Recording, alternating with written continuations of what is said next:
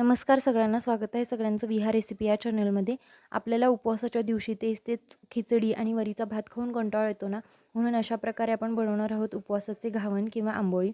त्यासाठी मी इथं 1 कप शाबू आणि अर्धा कप वरीचे तांदूळ रात्रभर भिजत घातले होते पाण्यामध्ये. शाबू आपण खिचडीसाठी जसा भिजवतो तसाच मोकळा सुटसुटीत होईल अशा प्रकारे भिजवायचा आहे.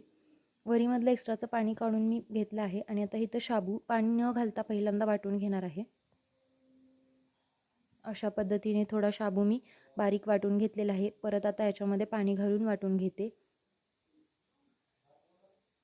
आणि हे एका भांड्यामध्ये काढून घेते. त्याचप्रमाणे वरीसुद्धा आपल्याला वाटून घ्यायची आहे. वरीमधलं एक्स्ट्राचं पाणी काढले. अगदी थोड्याच पाण्यामध्ये ही वरीसुद्धा मी वाटून घेते. तर वरीसुद्धा इथे एकदम बारीक सरशी वाटलेली गेलेली आहे.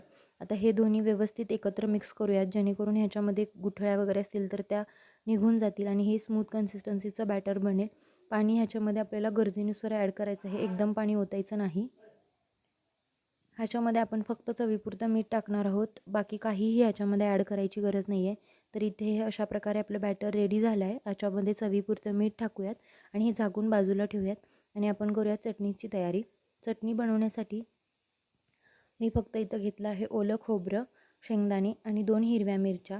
हे एकत्र आपल्याला बारीक वाटून घ्यायचं आहे आणि चटणीला फोडणी देणार नाही आहे, कारण आमच्याकडे उपवासासाठी मोहरी, जिरं, कढीपत्ता यापैकी काहीच चालत नाही. त्यामुळे फक्त मीठ घालून ही चटणी सर्व करणार आहे. आता घेऊयात घावन किंवा आंबोळी बनवण्यासाठी. त्यासाठी पॅनला इथं मी तेल लावलं आहे आणि पाणी शिंपडून हा व्यवस्थित तवा आपण स्वच्छ पुसून घेणार आहोत आणि ह्याच्यामध्ये आपण बॅटर सोडूयात आंबोळीसाठी. तर तुम्ही पाहू शकता इथं किती छान जाळीदार अशी आंबोळी किंवा घावन रेडी झालं आहे. ह्याच्यावर 1-2-4 थेंब फक्त तेल टाकायचं आहे, बाकी याला तेलाची जास्त गरज नाही आहे. खूपच छान जाळीदार पांढरे शुभ्र उपवासाचे डोसे, आंबोळी किंवा घावन इथे रेडी झालेलं आहे. तुम्हाला कसं वाटलं कमेंट करून नक्की सांगा. व्हिडिओला लाईक, शेअर आणि सबस्क्राईब करायला अजिबात विसरू नका.